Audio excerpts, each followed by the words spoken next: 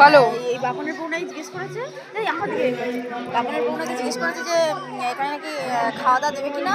বলছিল কেন বাচ্চারা কেক টেক পায়নি, মানে কি খাওয়া দেবে না নাকি, তাহলে এদের নিয়ে বাড়ি চলে যাবো। তুই কি করবো? অবশ্যই বাইরে চলে যেতে হবে। জিজ্ঞেস করে নিয়ে বাড়ি চলে যাবো।